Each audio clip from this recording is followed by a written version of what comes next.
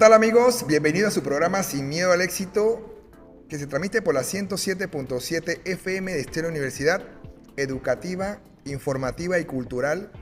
Y hoy no es la excepción que estamos viviendo en estos momentos, ya que vamos a hablar sobre un tema que lleva una secuencia de la semana pasada con nuestro amigo Alexander Jaén. Estuvimos hablando de varios temas, como tratando de entender la figura que representa lo que es educación financiera. Hoy vamos a estar hablando sobre otro tema, un tema que tiene mucha relación, y lo que vamos a hacer es que vamos a hablar, en esta ocasión vamos a hacer una serie de cápsulas, una serie de información que yo quiero compartir con ustedes, que le va a ayudar muchísimo a tener lo que le llamamos esa hoja de ruta de lo que realmente se puede dar.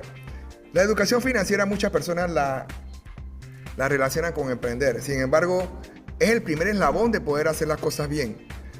La primera forma de poder educarte financieramente para poder tú tener lucro. Mucha gente gana bien, pero tiene muchas deudas. Y este es el momento de poder entender un poquito. Quizás estés viviendo eso y ya tengas que hacer ya un paso más adicional, que sería consolidar deudas. Pero en esta ocasión yo lo que les quiero complementar a ustedes algunos tips, informaciones que ustedes le van a dar un valor a lo que estén haciendo en estos momentos. Entonces quisiera empezar a hablar sobre cómo arrancar con finanzas eficientes. Vamos a hablar de esta partecita de antes de consolidar deudas. ¿Qué tienes que hacer? Debes saber algo. Para solicitar un préstamo personal, como lo mencionamos la semana pasada, hay una serie de elementos que hay que conjugar. Saber cuánto pagas de interés es interesante, porque con la cantidad de interés que tú pagues, tú te vas a dar cuenta cuál es tu punto de referencia para otra entidad financiera que quieras consolidar tu deuda. El préstamo personal es una figura ya importante, como ya lo mencionamos, para poder saber si necesito consolidar la deuda porque tengo un interés muy alto. El préstamo de auto también es considerable, porque el préstamo de auto normalmente la tasa de interés es más alta que un préstamo personal. Así que si tú ya debes poco del préstamo de auto, podrías consolidar y comprar el auto para no deberlo al banco directamente por la garantía, sino que ya se deba por parte de un préstamo. La tarjeta de crédito es la misma figura. Tenemos que verificar cuáles son las tasas de interés que estamos pagando, si estamos pagando alguna cuota adicional por pago atrasados, y todos estos elementos, cuánto vale la anualidad de esa tarjeta de crédito, y ahí poder entonces disuadir y saber exactamente qué yo necesito para poder aplicar para un préstamo. Y el préstamo hipotecario, obviamente, tenemos que tener esa figura representativa que me va a dictaminar a mí cómo yo tengo que tomar esa garantía para poder aplicar en un préstamo hipotecario. Pongamos el ejemplo, si yo tengo una propiedad, que esa propiedad yo la compré en $26,500, esa propiedad ya tiene un tiempo, tengo 10 años con ella. Esa propiedad yo le he hecho anexos, han puesto un centro comercial frente a la barriada, el metro, o han puesto algunas adecuaciones. Yo hago un préstamo con garantía hipotecaria, que le llaman en algunos bancos cashback. Esa plata me la van a dar en valor al avalúo de la propiedad, y yo con esa plata puedo consolidar deudas. La tasa de interés de un préstamo hipotecario bajo esa figura es mucho más baja que un préstamo personal o inclusive una tarjeta de crédito, muchísimo más bajo. Entonces hay que saber cómo poder manejarte con estos tipos de productos y saber exactamente cuándo tú requieres hacer una consolidación de deuda, cuándo requieres comprar un auto o cancelar un auto, cuándo debes cancelar una tarjeta de crédito por medio de los intereses de la tarjeta. Bien, después de optimizar todo esto que le acabo de mencionar, busca la mejor opción de banco o financiera, ya como les comentamos en la semana pasada. ¿Qué banco más representativo? ¿Qué mejor tasa tiene? Los gastos administrativos que sean más bajos de los normales. Y ahí entonces va verificando tus gastos administrativos. Solicitas una tabla de amortización, que mucha gente no lo hace. La gente no pide una tabla de amortización al momento de pedir un préstamo, sino que asume que tendrá que pagar intereses, pero no sabe cuántos va a pagar. También negocia con la entidad. Si eres un cliente potable, tienes buenas referencias, estabilidad laboral, has manejado bien tus préstamos anteriormente, tú puedes ser un cliente potencial para un banco, así que tú puedes negociar tasa de interés o algún tipo de beneficio que tengas al tomar el préstamo. Bien, esas son algunas figuras que debes tener presentes en este tipo de transacciones que vayas a realizar. Ahora bien, recuerda algo. tienes que bajar la emoción y entra la razón. O sea, que analiza bien que te están dando un préstamo y te estás emocionando y te van a consolidar todo y te va a quedar una tasa baja. Acuérdate muy bien de saber no solamente la tasa baja, sino los intereses, cuánto vas a pagar. Así que eso puede ser una figura influyente y que se cegue al momento de tomar la decisión. Que no influye en la decisión la presión del oficial. A veces el oficial hay veces oficiales bancarios que son bastante, como le llamamos aquí en buen panameño, intensos. Y te van a estar pidiendo información, va a aplicar, no va a aplicar, mire que tenemos una promoción y son muy elocuentes, ¿no? Ellos están preparados, acuérdense que ellos los capacitan para entonces disuadir a las personas y que caigan en el préstamo. Pero usted tiene que ver todos estos elementos que yo le mencioné anteriormente para que tome la decisión. Reconozca que todos los escenarios antes de solicitar el préstamo, todos los escenarios que le acabo de mencionar, verifique todos los que le dije, la tasa de interés, el plazo, el gasto administrativo, la entidad bancaria, vean qué tipo de plataforma, escuchen esto, qué plataforma tecnológica tiene esa entidad para que sea fácil de pagar, de transferir, de hacer pagos extraordinarios, cosas como esa, que muchos bancos pueden tener una buena figura y son representativos mundialmente, inclusive hay algunos que son hasta multinacionales, pero que sus plataformas tecnológicas son muy malas o que no son muy friendly, amigables, y que las personas de repente, al momento de tener esa oportunidad de tomar un préstamo, se dan cuenta que tienen una plataforma que no es completa, no es correcta, y lo que da es un dolor de cabeza.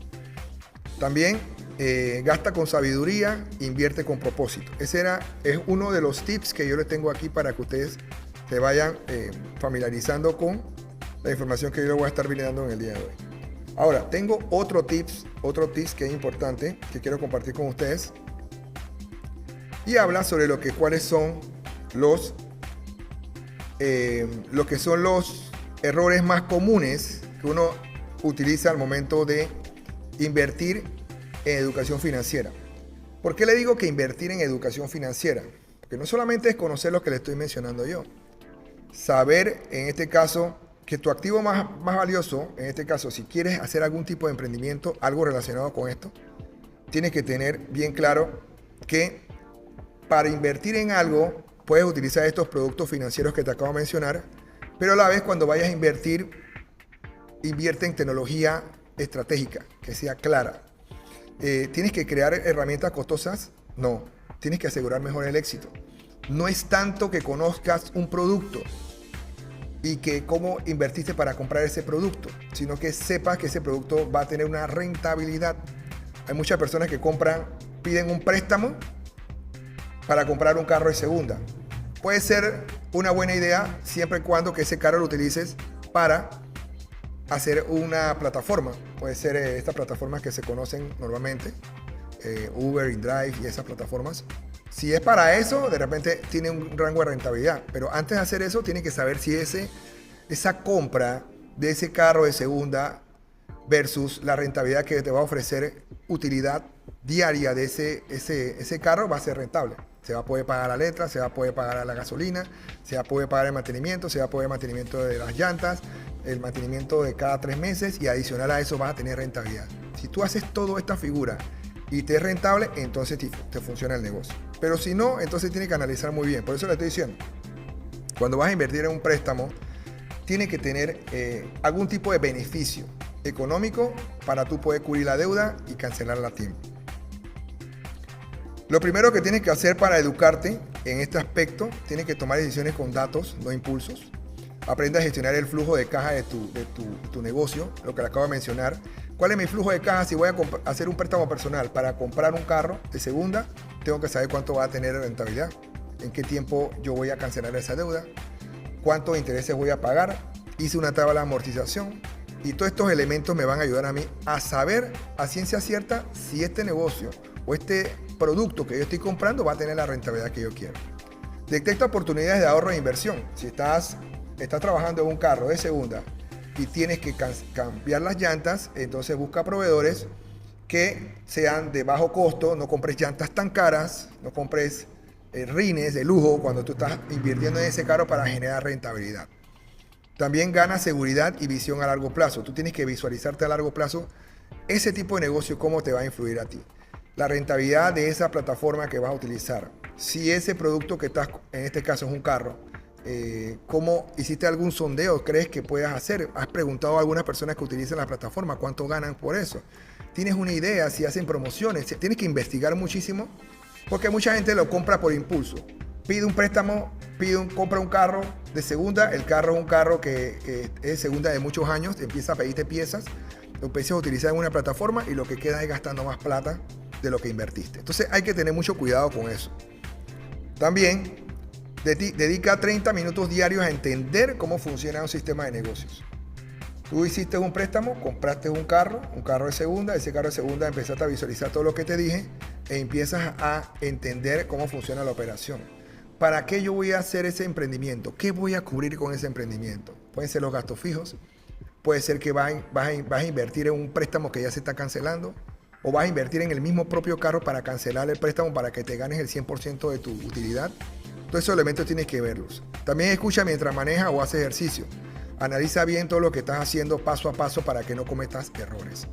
Estos datos te los doy con el único propósito de que cuando estés tomando decisiones financieras, lo hagas sigilosamente. Tómate tu tiempo, analiza, ¿me da rentabilidad lo que voy a hacer? ¿Es viable lo que estoy haciendo en estos momentos? ¿Me va a convenir? Y muchas veces ese impulso o esa emoción te quita la emoción y te entra la razón. Entonces eso es lo que tenemos que visualizar bajo estas perspectivas. Entonces tengo otro por aquí que lo quiero compartir. Vamos a ver si lo tengo por aquí. Vamos a buscar aquí que tengo otro. No, este no es. Porque tengo varios que les voy a compartir. Es muy bueno lo que estamos haciendo ahorita. Esta dinámica. Porque me dice a mí si realmente es rentable. Aquí tengo uno interesante que quiero compartir con ustedes. Y es para los jóvenes. Los jóvenes muchas veces que son la primera línea de error. Y yo, como lo comenté la semana pasada con mi amigo Alexander, yo por error y por juventud recibí una tarjeta de crédito y el muchacho no me dijo nada, más me dijo, cuando te llamen es que tienes que pagar. Y eso significaba que cuando me llamaran era porque estaba ya en cuentas malas y me iban a estar llamando para cobrarme. Iba a pagar intereses, recargo y todas esas cosas. Eso fue una mala asesoría. Entonces, es bueno que pase esto porque yo les puedo dar a ustedes una línea de tiempo de cómo poder hacer. Tu primer sueldo es lo que yo voy a mencionarles en esta cápsula. ¿Y qué hablaba sobre la educación financiera? Tienes que, la persona, aunque sea joven y tenga un salario bajo, tiene que saber ahorrar. ¿Cómo va a ahorrar? Una parte importante que muchos jóvenes no visualizan es que cuando tienen un ingreso que no habían manejado, empiezan a ver dinero, empiezan a fondearse y si es un salario bueno, peor aún, empiezan a endeudarse en cosas materiales. Empiezan a comprarse ropa cara, empiezan a comprar carros caros, se endeudan, empiezan a utilizar las tarjetas de crédito inadecuadamente. Entonces viene esa línea de tiempo que siempre pasa a una etapa de su vida que viene siendo a los 30, 35 años, que se dan cuenta que no manejaron bien sus finanzas y ahora tienen los resultados. Entonces, en esta parte de este tips que yo les estoy mencionando, yo les doy una línea de tiempo para que ustedes sepan cómo utilizar su salario adecuadamente e invertir de una manera eficiente. Bien, lo importante es evitar deuda innecesaria, que lo acabo de mencionar. Lo otro es invertir con propósito, ya lo saben. Si ustedes comienzan a tener un salario, van a tener que tener un tiempo para poder pedir un préstamo en un banco. Normalmente en una empresa privada son 2 años, en el gobierno son 5 años. Pero esos 2 años de la empresa privada te va a dar estabilidad. Y algunos bancos apuestan a ese primer préstamo a una persona que es joven. Bueno, en ese momento que tú vas a pedir el préstamo tiene que tener ciertas características que te van a ti dar la intención de pedir un préstamo con un propósito. Muchas veces los préstamos no se piden con propósito y ahí es el error de la juventud. Los jóvenes tienen que pedir préstamos con propósito. ¿Por qué voy a pedir un préstamo?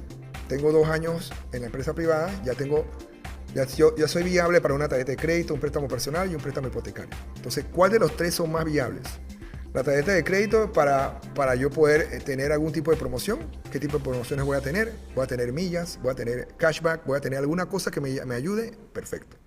Vamos a tomar entonces una que sea un poco, o sea, no sea tanto, una de 500 dolitas para poder moverte y ya que el mismo banco vea tu flujo de pago y cómo estás pagando al día. Recuerde que hay fecha de pago y fecha de corte. Usted tiene que visualizar cuál tiene que pagar. Yo siempre he dicho, la mejor manera de poder pagar una tarjeta es que lo que tú utilices lo puedas pagar enseguida. Es la mejor manera. Si yo tengo que comprar $10 en algo por tarjeta de crédito, yo tengo la plata para pagar esos $10. Si yo voy a consumir $100 en una tarjeta de crédito, yo tengo esos $100 para consumirlo en una tarjeta de crédito. ¿Qué pasa? Que la persona se autofinancia y empieza a pagar pago mínimo y ahí empieza el problema. Entonces, invierte con propósito. Yo te puedo referir a ti que la mejor manera de poder invertir rápidamente, buscando una eficiencia económica y financiera, es que en vez de meterte en una tarjeta de crédito o en un préstamo personal, te metas en una hipoteca. ¿Por qué la hipoteca es viable? Porque esa hipoteca, si tú necesitas la propiedad, es una cosa, pero si tú vives con tus padres o vives alquilado con un grupo de personas o estás viviendo en una situación que es cómoda, tú puedes comprar un apartamento e invertir en ese apartamento por medio de un alquiler. Invertiste en el apartamento, compraste, diste un abono inicial, un down payment que le llaman de un 10%, 5%. Esa diferencia que es el 95%, el banco te lo financia y tú alquilas ese apartamento. Si el apartamento lo compraste en $125,000, normalmente tú tienes que alquilarlo al 1%. ¿Qué es el 1%? $1,250. Ahora, ¿cómo puedes alquilar ese apartamento así para que tenga un valor agregado? Tú tienes que ponerle muebles, línea blanca, colocarle cosas que de repente el apartamento donde lo vayas a comprarte a un lugar posicionado turísticamente para que esté de mayor rentabilidad, que todo esté cerca, que la persona sienta accesibilidad y que pague lo que vale. Y de ahí entonces viene el tema del 1% de lo que es bienes raíces. Tú agarras y ¿cómo haces esa fórmula? Es fácil.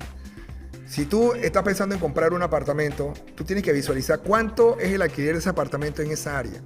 Si sale en $1,250 el apartamento alquilado en esa área y tú compraste el apartamento que te costó $125,000, ahí me está diciendo que es el 1% del precio de venta. Es viable la compra.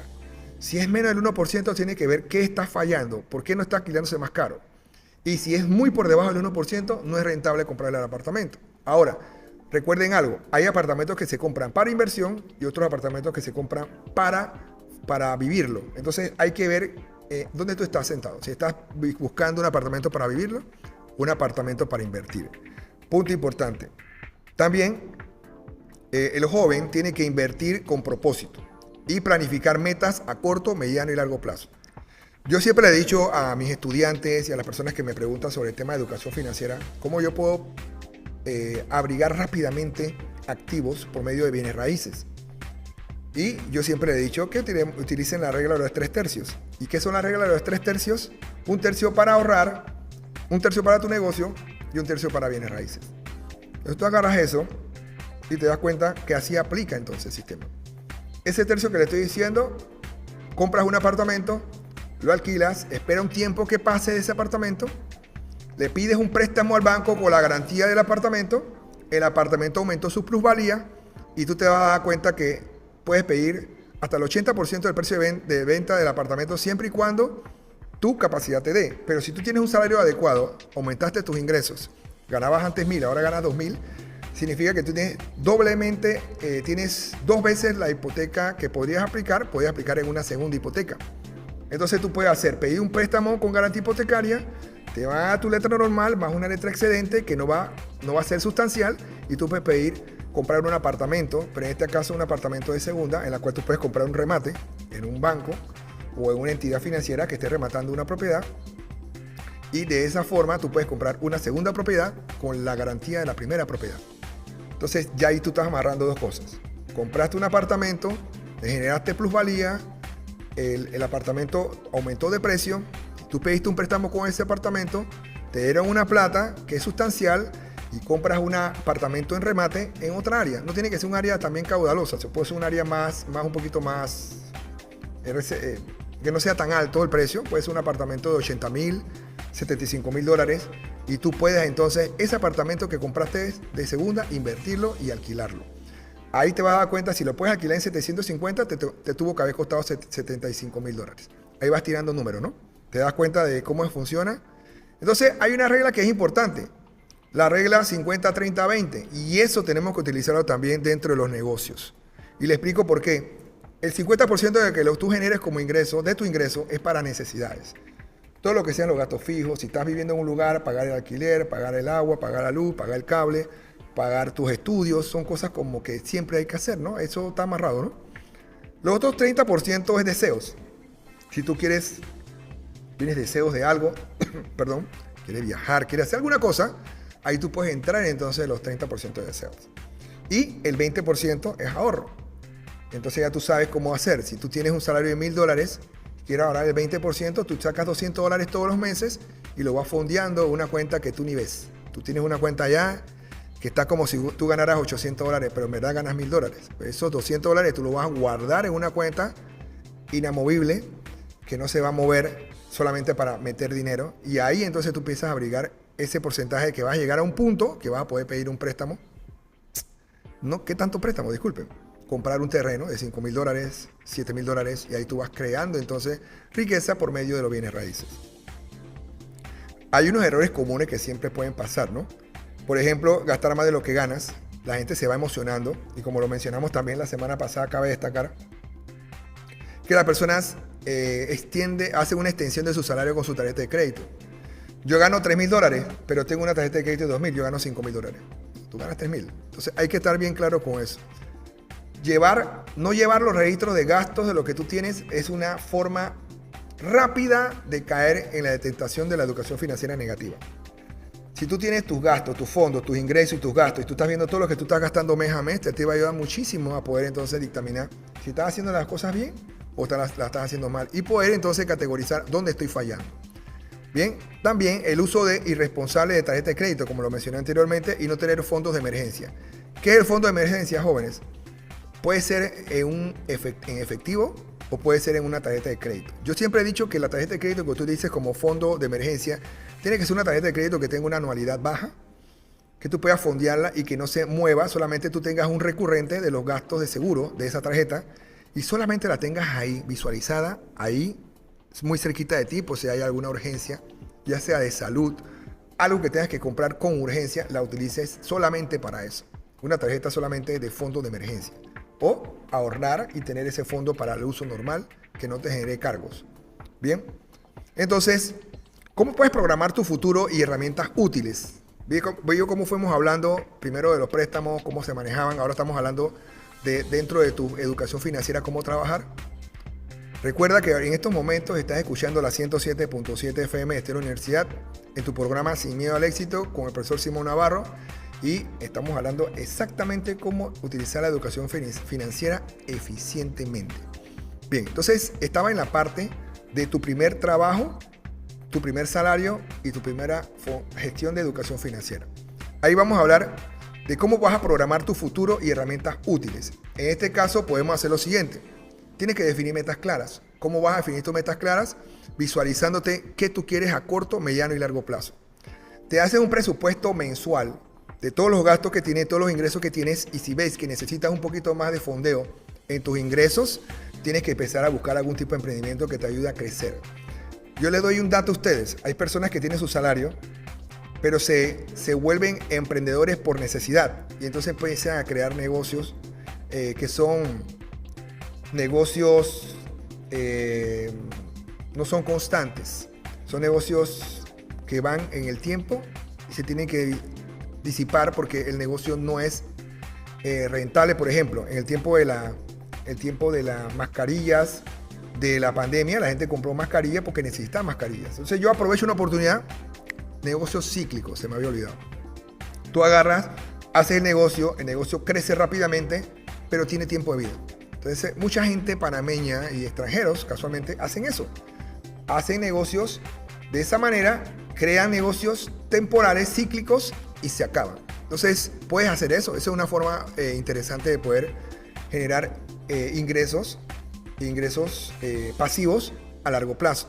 También importantísimo invertir en lo que estamos hablando, invertir en educación financiera. Hablar con personas que tengan expertise en esta área, te puedan asesorar y puedas entonces tener esa hoja de ruta de poder tomar buenas decisiones. Ahora, hago la aclaración, me dedico a esto también, hago lo que es préstamos personales y le podría ayudar muchísimo también a las personas que estén interesadas, ¿no? También otro punto importante, si no tienes referencia de crédito, construye tu crédito y tu historial crediticio. Y como lo mencioné hace un ratito, agarras y pides una tarjeta de crédito de $500, la manejas adecuadamente, conoces su fecha de corte, su fecha de pago, utiliza lo que realmente puedes pagar y vas creando una historial de crédito para que el banco el día de mañana te pueda prestar para comprarte tu propiedad, tu primera propiedad, lo que conversamos ahorita, usted va a poder tenerlo. También otro punto que tienes que tener claro es apoyarte en aplicaciones que te den facilidad de información rápida.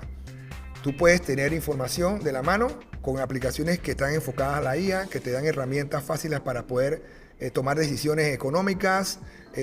Lo que son tablas dinámicas en la IA son fabulosas, te dicen a ti si funciona o no funciona el negocio, lo que son retornos a la inversión, lo que es fondearse si puedes comprar la propiedad utilizando la regla del 1%. Todas estas cosas que les estoy mencionando aquí así por encima, que ustedes vayan familiarizándose un poco más y tomando decisiones eficientes. También es importante tener una cuenta de ahorro y una cuenta de inversión. Eso la pueden tener en la misma cuenta. La gente me dice, no, pero es que tener varios bancos, no, en un solo banco. Si tú tienes un buen banco que te da buenos créditos, te ayuda, tú ahí mismo puedes utilizar eso. Vas agarrando una cuenta de tus ahorros normales y una cuenta de inversión. Entonces ya tú tienes varias cosas que vas a poder aplicar dentro de tu negocio. Aplicar tu fondo de inversión para saber qué tipo de negocio estás haciendo, si estás capitalizando por algún emprendimiento que tienes, porque tú estás creciendo y te estás dando cuenta que dentro del negocio puedo diversificar y estoy utilizando otras herramientas, o realmente tú quieres un fondo por si pasa algo. Ahora, yo siempre lo he dicho, no todo el mundo tiene la capacidad de emprender. El emprendimiento se va a dar por la necesidad que haya una persona en un momento. Muchas veces se dieron las oportunidades de emprendimiento no por oportunidad, sino por necesidad. Entonces la persona lo que hace es que invierte en un emprendimiento, no lo visualiza claramente como lo estoy mencionando yo, y el negocio se vuelve cíclico. Se vuelve cíclico pudiendo ser un negocio a largo plazo, pero eso es la facilidad que puedes tener en educarte financieramente. Bien, no se trata de cuánto ganas, sino de cómo lo administras. Por eso le estaba diciendo que su primer empleo no es que tengan que ganar $1,000, ni $2,000, ni $3,000. Hasta con un salario mínimo, ustedes pueden visualizarse utilizando estas herramientas que le acabo de mencionar y poder tener su futuro financiero hoy. Bien, y ya voy a hablar por la última diapositiva que tengo aquí, una que tengo interesante, que me habla sobre la optimización. Vamos a ponérsela aquí rapidito. Yo tengo aquí una que me gustó. Y es ahorrar para viajar. Dirán, hey profesor, usted nada más se la pasa hablando de ahorrar, ¿y cuándo vamos a viajar y gozar de la vida? Claro, la vida es una sola y hay que gozarla, ¿cierto? Pero yo le digo esto para que ustedes también sepan cómo hacer para visualizarse ahorrando. Entonces, un tip financiero de cómo poder ahorrar para viajar. Aquí yo menciono varias cosas. Tienes que abrir una cuenta o crear un fondo exclusivo de viajes. Si tú tienes visualizado ir a un lugar, tú primero te imaginas en ese lugar. Yo quisiera ir a Bahamas. ¿Qué hay en Bahamas? Me meto en Bahamas y empiezo a ver cosas. Me meto a Booking y empiezo a ver cuánto valen los lugares. Cuánto vale Airbnb o cualquiera de estas aplicaciones o un hotel. Y ya tú sabes cuánto tendrías que gastar en cuánto tiempo, una cifra aproximada. Ya tienes esa cifra ahí. Te vas entonces a las líneas aéreas y empiezas a ver cuánto tienes que pagar por un viaje. Cuánto tienes que tener en plata. Tienes que visualizar si en ese país, cómo es la vida, si es cara, si es barata, cuánto cuesta más o menos un plato. Te vas dando cuenta de todas esas cosas. Te vas viendo lugares específicos en el área donde vas a ir, si es un área roja, si es un área que es transitable, si es un área turística. Tú te pones a ver todo eso. Entonces, después de eso, que ya tú te pusiste en tu mente lo que querías hacer y tienes tu fondo de viaje que para poder saber cuánto es, tú entonces agarras toda esa información, la sumas cuantitativamente y te das cuenta cuánto tienes que gastar para el viaje. Pasaje, hotel, estadía, gastos allá, todo lo que iba a hacer eso. Entonces, después de eso, automatiza tu ahorro. Tienes una cuenta y esa cuenta saca la plata para que se vaya haciendo. ¿Y en qué tiempo te va a hacer? Dependiendo de cuánto puedes ahorrar. Ahí te vas a dar cuenta. Después de eso, recorta gastos innecesarios y planifica. Hay cosas que estabas gastando que no eran necesarias. Por ejemplo, una cuenta de Netflix que sea para múltiples usos, entonces utiliza una sola, que es más barata. Tengo una cuenta de un seguro que no utilizo, un seguro que ya quedó desfasado porque me actualizaron con otro seguro y lo tengo ahí y me están descontando. Elimina eso. Si tienes cuentas de aplicaciones y no las estás utilizando, elimina esas cuentas de aplicaciones. Hay gente que está pagando mensualidades que no son necesarias y no lo han visto. Entonces tienes que empezar a optimizar todo eso, y esto es todo lo que estás haciendo, canalizarlo a tu cuenta de viaje. Entonces, un asunto interesante, utiliza tarjetas de millas. Estas tarjetas de millas te van a ayudar muchísimo. ¿Se acuerdan cuando le dije que escogieran una tarjeta de millas para manejar su crédito o historial? Bueno, si quieres viajar o te gustaría viajar, utiliza una tarjeta de millas para que tú puedas acumular millas ahí en el tiempo. Todo lo que consumas es $1, todo dólar que tú metas ahí es para una milla. Entonces tú vas acumulando y cuando vas a ver, te pueden dar una tarjeta de bienvenida de las millas y adicional a eso las millas que tú utilizaste. Si vas a hacer una compra fuerte, súper, todas las cosas que vayas a hacer, sabes que vas a pagar el súper, lo pagas enseguida y utilizas la tarjeta. Entonces esa es una manera como poder disuadir esa imaginación que uno tenga en un momento de decir, ¿voy a poder viajar o no voy a poder viajar? Entonces esta es la manera como puedo poder hacerlo. También otro punto importante al momento de hacer todas estas cosas, hay que ver también el grado de seguridad que tiene ese país, el grado político, alguna situación que tenga de conflictos. Todos estos elementos tienen que conjugarlos para tomar una mejor decisión. Así que bueno, yo estoy ahorita mismo dando por culminado este programa del día de hoy. Quiero comentarles brevemente una actividad que se hicieron en el Cruzán el día 16 de octubre. Fue muy bonita esa actividad de reciclaje de ropa. Se recibía comida seca por 10 prendas de ropa y la persona, eso fue un éxito total. Se pudieron llenar bastante de comida seca y esa comida seca va a ser donada para los mismos estudiantes de la universidad. Así que yo estoy muy contento que la actividad que se hizo, que ya la tengo hace 4 años, tengo esta actividad, me ha funcionado perfectamente y ha seguido haciéndose y cada vez mejora más. Así que le doy un agradecimiento muy grande a todas las autoridades del Cruzán, del Centro Regional Universitario de San Miguelito, a los estudiantes de recursos humanos que me dieron esa labor armoniosa y que trabajamos en conjunto. Lo hicieron muy bien. Quiero felicitarlos por aquí, por esta vía de la radio. Y también quiero exhortarles a las personas que quieren hacer labor social, que quieren activarse, ayudar al prójimo. Todo este tipo de actividades son las que de repente cada individuo debería hacer en su país para mejorar el país. Así que con esta reflexión quiero despedirme. Muchísimas gracias por estar en este programa en el día de hoy. Quiero que sigan a las personas que me siguen por mi canal de YouTube, Sin Miedo al Éxito, y también por mis redes sociales, simon.hernan.navarro, para conocer un poquito más de todas las cosas que estoy haciendo, actividades, proyectos y que podamos trabajar en conjunto. Así que muchísimas gracias y estaremos próximamente en otro programa hablando sobre temas de educación financiera, otro tópico que le interese a nuestras amistades, a nuestras personas que nos siguen en el canal y a la comunidad de la Universidad de Panamá. Muchísimas gracias.